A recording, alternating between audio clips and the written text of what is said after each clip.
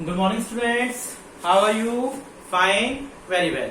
चलिए बेटा, last day हम लोगों ने टॉपिक डिस्कस किया था merits of LPG policies. LPG policies की मेरिट्स, क्या क्या मेरिट्स हम लोगों ने डिस्कस करी थी? वाइब्रेंट इकोनॉमी, एलपीजी का क्या एडवांटेज हुआ? अब हमारी इकोनॉमी ग्रोथेबल हो गई, वाइब्रेंट होगी, हमारी इकोनॉमी में ग्रोथ हुआ। ठीक है। स्टिमुलेंट टू इंडस्ट्रियल प्रोडक्शन, यानी इंक्रीज इन इंडस्ट्रियल प्रोडक्शन। अब एलपीजी पॉलिसीज के कारण हमारे इंडस्ट्रीज का प्रोडक्शन इंक्रीज हुआ। अ चेक ऑन फिजिकल डेफिशिट, 91 से पहले हमारी कंट्री में फिजिकल डेफिशिट बहुत ज्यादा था। It mean our expenditure is more than income, but due to LPG policies we check on fiscal deficit. It means we control on fiscal deficit. A check on inflation, महंगाई पर control हुआ। 91 से पहले हमारी country में continuously goods के price क्या हो रहे थे? राइज हो रहे थे। But due to LPG policies it check on inflation, महंगाई को कंट्रोल किया गया एलपीजी पॉलिसी के थ्रू। कंज्यूमर सॉवरेनिटी, 91 से पहले हमारे देश की मार्केट क्या थी? प्रोड्यूसर ओरिएंटेड थी।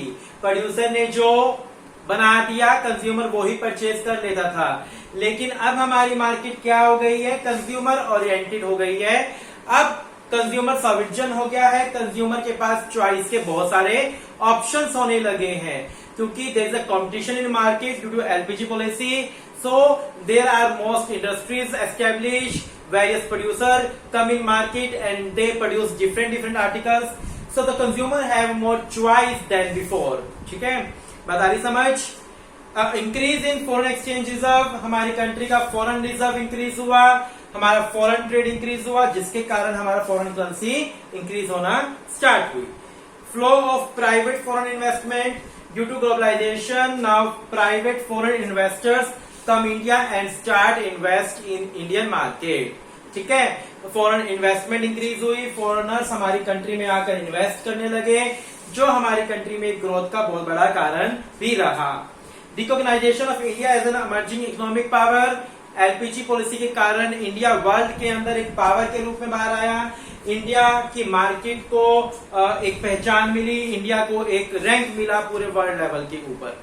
अ shift from monopoly market to competitive market, और पहले जहां मार्केट हमारी मोनोपोली नेचर की थी, जो प्रोड्यूसर ने प्रोड्यूस कर दिया उसकी मोनोपोली होती थी, वही कंज्यूमर को लेना पड़ता था। But now market is competitive, अब यहाँ पर मार्केट में कॉम्पिटिशन हुआ, कॉम्पिटिशन के कारण मॉडर्नाइजेशन आई and wide variety of goods public को मिलने लगे। Demerits of LPG policies, demerits of LPG policies. Now today we discuss the topic demerits. Demerits of LPG policies. LPG policy की कुछ डीमेरिट्स भी हुई। फर्स्ट डीमेरिट क्या हुई? नेग्लेक्ट ऑफ एग्रीकल्चर, इंडिया के अंदर एग्रीकल्चर सेक्टर को टोटली नेग्लेक्ट किया जाने लगा due to LPG policy. Neglect of agriculture, agriculture को क्या किया जाने लगा? नेग्लेक्ट किया जाने लगा। देखिए यहां से यहां पर कहते हैं growth of GDP has primary been owing to the growth of secondary and tertiary sector. India में जीडीपी की ग्रोथ किसके थ्रू मेजर की जाने लगी? सेकेंडरी एंड टर्शियरी सेक्टर के through. Substantial agriculture sector has suffered a serious neglect and its growth rate has depleted to a miserably low level 2-3% per annum, because of which India is facing a widening gulf between the rural and urban economics। कहता है कि India में GDP का source secondary और tertiary sector को माना जाने लगा, और जो प्राइमरी सेक्टर था यानी एग्रीकल्चर सेक्टर था उसको टोटली इग्नोर किया जाने लगा, नेग्लेक्ट किया जाने लगा, जिसका रिजल्ट क्या हुआ? अर्बन और रूरल इकोनॉमिक्स यानी अर्बन एंड रूरल पीपल्स के बीच में एक बहुत बड़ी खाई एस्टेब्लिश हो गई, गल्फ एस्टेब्लिश हो गई। It implies spread of poverty, जिससे हमारे देश में गरीबी भी बढ़ी। In fact slow growth of agriculture sector must ultimately hinder the process of growth of the industrial sector as well.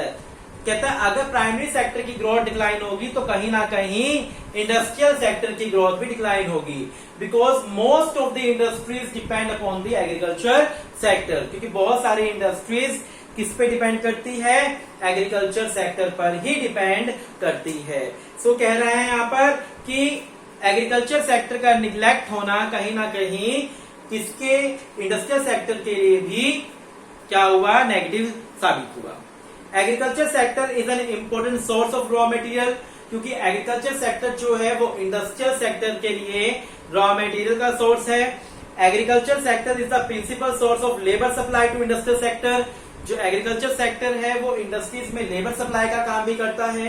And agriculture sector is a significant source of demand for the industrial products like a tractor and thresher. जो industries में tractor बनते हैं, threshers बनते हैं, इन सब की demand भी किसके द्वारा की जाती है? एग्रीकल्चर सेक्टर के द्वारा ही की जाती है। सो एग्रीकल्चर सेक्टर का नेग्लेक्ट करना कहीं ना कहीं इंडस्ट्रियल सेक्टर के लिए भी नेग्लेक्ट का कारण बन गया, नेगेटिव का कारण बन गया। तो सबसे बड़ा इम्पैक्ट, बैड इम्पैक्ट, सबसे बड़ा नेगेटिव इम्पैक्ट, सबसे बड़ा बैड इफेक्ट क्या पड़ा, डिमेरिट्स क्या हुई एलपीजी पॉलिसी की? कि एग्रीकल्चर सेक्टर को नेग्लेक्ट किया गया। ठीक है। Second, urban concentration of growth process.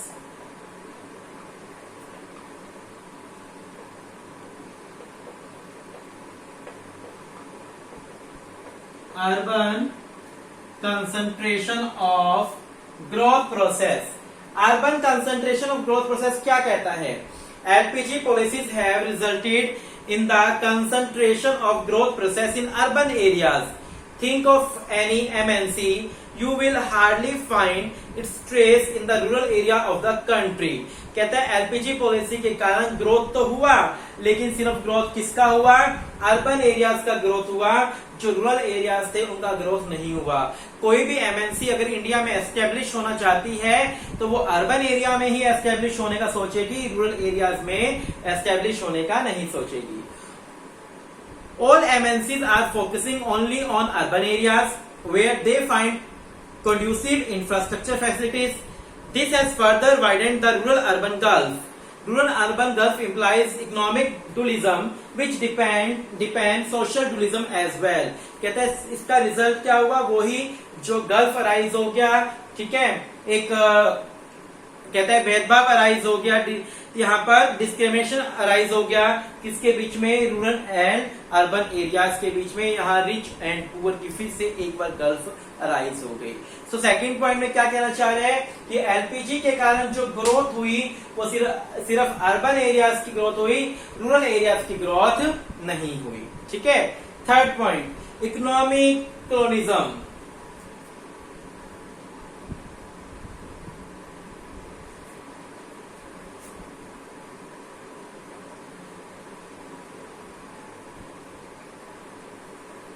Economic colonism क्या कह रहे हैं? India suffered nearly 200 years of political colonism during the British rule. India कम से कम 200 साल तक ब्रिटिश रूल की अंदर रहा, मतलब ब्रिटिश राज रहा। Now while MNC are expanding their economic control, we might suffer sort of economic colonism. अब लगातार एलपीजी के कारण एमएनसीज हमारी कंट्रीज में आकर क्या कर रही थी? कारोबार करने लगी। तो अगेन वो ही सिचुएशन अराइज होना स्टार्ट हो गई, वही फियर स्टार्ट हो गया कि कहीं ये एमएनसी कंपनी द्वारा इंडिया पर अपना कब्जा ना कर ले, द्वारा अपना क्लोनिज्म रूल्स अपनाने ना लग जाए। implying a situation where MNC are exploiting the Indian market to sell their products, and in the process domestic producers are marginalized owing to their poor competitive strength। और ये एमएनसी इंडिया में आकर क्या करने लगी? अपने प्रोडक्ट्स इंडियन मार्केट से बेचने लगी, जिससे डोमेस्टिक जो प्रोड्यूसर्स थे उनको बहुत सफर करना पड़ा। सो आपको तीनों डिमेरिट्स क्लियर है। फर्स्ट डिमेरिट क्या कह रही है कि एलपीजी पॉलिसी ने किसको नेग्लेक्ट किया? एग्रीकल्चर को नेग्लेक्ट किया। एग्रीकल्चर सेक्टर का ग्रोथ नहीं हुआ, जबकि एग्रीकल्चर सेक्टर को टोटली डिक्लाइन किया गया एलपीजी पॉलिसी के कारण, जिसका रिजल्ट क्या रहा? बहुत सारी इंडस्ट्रीज जो कि एग्रीकल्चर पे डिपेंड थी उनका भी डिक्लाइन हुआ, उनके लिए भी नेगेटिविटी यहाँ पर अराइज होना स्टार्ट हो गई। सेकंड पॉइंट में क्या कह रहे हैं? ग्रोथ तो हुआ एलपीजी पॉलिसी का कारण, लेकिन किसका ग्रोथ हुआ? सिर्फ अर्बन एरियाज का ग्रोथ हुआ। बिकॉज जितनी भी एमएनसी इंडिया में आकर एस्टेब्लिश करने का सोचेगी तो वो अर्बन एरियाज में ही सोच रही थी, रूरल एरियाज में कोई भी नहीं सोच रही थी। यानी अर्बन और रूरल एक बार फिर से गल्फ अराइज हो गया अर्बन एंड रूरल के बीच में। ठीक है। थर्ड है इकोनॉमिक क्लोनिज्म। इकोनॉमिक क्लोनिज्म ये पॉइंट क्या कहता है? इकोनॉमिक क्लोनिज्म ये कहता है कि पहले ही 200 सालों तक इंडिया ब्रिटिश गवर्नमेंट के अधीन रहा, ब्रिटिश गवर्नमेंट का कॉलोनियल एक्सप्लोरेशन था यहाँ पर। अब अगेन एमएनसीज इंडिया में आकर अपना कारोबार करना स्टार्ट करने लगी। एमएनसीज कंपनी ने इंडियन मार्केट्स में अपने गुड्स बेचना स्टार्ट करा, जिसके कारण जो डोमेस्टिक इंडस्ट्रीज थी उनको बहुत सफर लॉस करना पड़ा, उनके गुड्स अब मार्केट में सोल्ड होना बंद हो गए। ठीक है, देखिए fourth demerit, spread of consumerism. Spread of consumerism,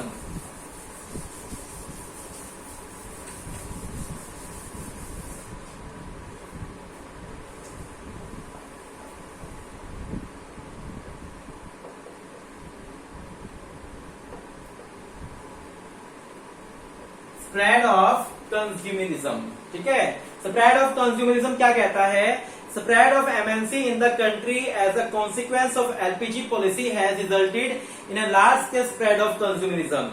A variety of global brands in the market has induced the masses to become spendthrift, going beyond their means. The Indian society is adapting itself to the Western culture of spending through borrowing. This may expand size of market for traders and the manufacturer, but certainly enhance vulnerability of the household as consumer. बहुत अच्छा point बोल रहे हैं यहाँ पर। क्या कह रहे हैं? Spread of MNC in the country as a consequence of LPG policy has resulted in large scale spread of consumerism. हमारे इंडिया में एमएनसी के आने के कारण कंज्यूमरिज्म बहुत ज्यादा स्प्रेड हुआ। अब ये कंज्यूमरिज्म होता क्या है? A variety of global brand in the Indian market has induced the masses to become spendthrift, going beyond their means. The Indian society is adapting itself to the Western culture of spending through borrowing. हमारे India के लोग western culture को adopt करने लगे, western goods को अपनाने लगे, चाहे उनके पास पैसे ना हो लेकिन कहीं से उधार लेकर बोरोइंग करके वो लोग वेस्टर्न गुड्स को यूज करने लगे। दिस में एक्सपेंड, इससे हमारी मार्केट की साइज जो है वो एक्सपेंड हुई, ट्रेडर्स को फायदा हुआ, मैन्युफैक्चरर्स को फायदा हुआ, लेकिन कहीं ना कहीं जो हाउस होल्ड सेक्टर है, जो कंज्यूमर है, उनको बहुत नुकसान उठाना पड़ा इसके कारण। यानी कंज्यूमरिज्म का मतलब क्या है यहाँ पर कि बोरोइंग कर कर गुड्स को यहाँ पर लेना। तो ये भी एक बहुत बड़ा नेगेटिव इफेक्ट रहा हमारे इंडिया के अंदर एलपीजी के कारण। Fifth, lopsided growth process. lopsided का मतलब है one sided. lopsided growth process, one sided growth process. LPG has accelerated the growth process of the Indian economy but is lopsided. It is not an inclusive growth process. It does not include all the sector of economy. It is increasingly relying on service sector of the economy. In fact, it is just on IT focused growth process which is gradually overshadowing the process of industrialization, besides neglecting the farming sector. कहता है कि हमारी country के अंदर growth तो हुआ लेकिन वो लॉप साइडेड हुआ, वन साइडेड ग्रोथ हुआ। इसका मतलब क्या है यहाँ पर कि एग्रीकल्चर सेक्टर को निग्लेक्ट किया गया, उसका कोई ग्रोथ नहीं हुआ, सर्विस सेक्टर का ग्रोथ हुआ, आईटी सेक्टर का ग्रोथ हुआ। यानी यहाँ पर कहने का मतलब बहुत ही इसका सिंपल से है कि ओवरऑल ग्रोथ नहीं हुआ हमारी कंट्री के अंदर, हर सेक्टर को ग्रोथ का इक्वल चांस नहीं दिया गया, सिर्फ lop sided one sided growth हुआ, कुछ सेक्टर्स का ग्रोथ हुआ, बाकी सभी सेक्टर का ग्रोथ नहीं हुआ। ठीक है, बात आ रही समझ? क्या कहना चाह रहे हैं यहाँ पर? चलिए, cultural erosion, last disadvantage.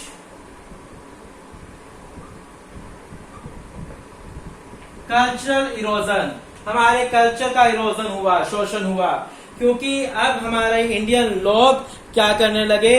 Western culture अपनाने लगे, जिसके कारण इंडिया की जो लोकप्रियता है, कल्चर है, वो उसको बहुत ज्यादा हर्ट हुआ। Globalization has also led to the cultural erosion in the Indian society. Following are some significant observations in this context. Economic prosperity has taken a lead over all the parameters of the life. ठीक है, कहना चाह रहे हैं यहाँ पर everybody want to economically independent and well off regardless of responsibility toward the family or the society. loyalty toward the family, loyalty toward the society, which used to be a stronghold of the Indian social culture, are being discarded as useless. जहां लोग पहले मिलजुल कर रहना चाहते थे, एक दूसरे की मदद करते थे, फैमिली का केयर करते थे, अब वो सब चीजें धीरे धीरे वेस्टर्न कल्चर अपनाने के कारण खत्म होने लगी. टोटली इंडियन लोग वेस्टर्न कल्चर में अपने आप को अडॉप्ट करने लगे, वेस्टर्न कल्चर फॉलो करने लगे. फैमिली या सोसाइटी का बिल्कुल भी ध्यान नहीं था उनको, कोई सोशल सर्विस उनके माइंड में नहीं थी, जिसके कारण हमारे इंडियन कल्चर को बहुत ही हार्मफुल हुआ यहाँ पर. तो 6 यहाँ पर डीमेरिट्स आपको बताई गई है कि एलपीजी पॉलिसी आने के कारण क्या क्या नुकसान हुआ. फर्स्ट क्या था, एग्रीकल्चर सेक्टर को निग्लेक्ट किया गया, एग्रीकल्चर सेक्टर की ग्रोथ रुक गई. सेकंड क्या कह रहा है, अर्बन कंसंट्रेशन. एलपीजी के कारण ग्रोथ तो हुआ, लेकिन सिर्फ किसका ग्रोथ हुआ, एलपीजी सेक्टर का ग्रोथ हुआ, सिर्फ अर्बन एरियाज का ग्रोथ हुआ, जो रूरल एरियाज थे उनका ग्रोथ नहीं हुआ. थर्ड क्या कह रहे हैं, इकोनॉमिक क्लोनिज्म. ये कह रहे हैं कि इंडिया के अंदर एमएनसी कंपनी फिर से आने लगी और उन्होंने इंडिया की मार्केट में बहुत बड़ा शेयर ले लिया, और जिससे डोमेस्टिक जो इंडस्ट्रीज थी उनको नुकसान पहुंचना स्टार्ट हो गया. Spread of consumerism, spread of consumerism. ये क्या कहता है कि हम लोग वेस्टर्न कल्चर फॉलो करने लगे, वेस्टर्न गुड्स को यूज करने के लिए पब्लिक क्या करने लगी, कंज्यूमर क्या करने लगे, कंज्यूमर उधार लेना स्टार्ट करने लगे. क्या करने लगे, उधार लेना स्टार्ट करने लगे, उधार लेकर बोरोइंग कर वेस्टर्न गुड्स को अपनाने लगे. Lopsided economic growth, one side economic growth, यानी कंप्लीट इकोनॉमिक ग्रोथ नहीं हुआ, पर्टिकुलर इकोनॉमिक ग्रोथ नहीं हुआ, एक साइड का क्या हुआ, इकोनॉमिक ग्रोथ हुआ. सिर्फ सर्विस सेक्टर का ज्यादा ग्रोथ हुआ, एग्रीकल्चर सेक्टर को क्या किया गया, नेग्लेक्ट किया गया. ठीक है. कल्चरल इरोजन, हमारे देश में कल्चर को बहुत हार्म हुआ, कल्चर का इरोजन हुआ. कल्चर क्योंकि लोग वेस्टर्न कल्चर फॉलो करने लगे, अब फैमिली या सोसाइटी को टाइम ना देकर, सर्विस ना देकर खुद का सोचने लगे, तो ये सब जो हार्मफुल इफेक्ट पड़े हमारी कंट्री में एलपीजी पॉलिसी के कारण. ठीक है, बताइए समझ अच्छे से. यहाँ पर हम लोगों का चैप्टर लगभग फिनिश हो गए. बीच में एक टॉपिक रहता है, टॉपिक क्या था, वर्ल्ड ट्रेड ऑर्गेनाइजेशन. ठीक है, WTO. क्लियर है WTO. वर्ल्ड ट्रेड ऑर्गेनाइजेशन क्या है, वर्ल्ड ट्रेड ऑर्गेनाइजेशन एक वर्ल्ड लेवल की ऑर्गेनाइजेशन है जो अपने मेंबर कंट्रीज के लिए गाइडलाइंस बनाती है, अपने मेंबर कंट्रीज की हेल्प करती है. ठीक है, देखिए आज हम लोग मीनिंग पढ़ते हैं WTO का. World trade organisation is expected to play an important role in the context of globalisation of the world economies. What is to be supposed to do? It is supposed to promote free trade in the international market by reducing tariff barrier and by removing non-tariff barrier. It focusing on the competition in the international market and free access to market across different countries of the world. ठीक है, WTO का main concept क्या था, जो tariff है वो non tariff barriers हैं उनको कम किया जाए और कंट्रीज के बीच में ट्रेड को एक्सपेंड किया जाए. World trade organisation tariff and non tariff barriers को रिमूव करके कंट्री के अंदर दो कंट्रीज के बीच में ट्रेड को इंक्रीज करना WTO का मेन फोकस था.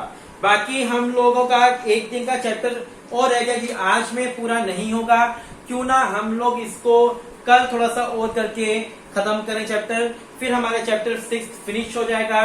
थोड़ा सा लास्ट है चैप्टर, बाकी चैप्टर इतने बड़े नहीं है, ये चैप्टर थोड़ा सा बड़ा था, सो हम लोग इसको कल कंप्लीट कर लेंगे. आज हम लोग इतना ही करते हैं. Thank you, have a nice day.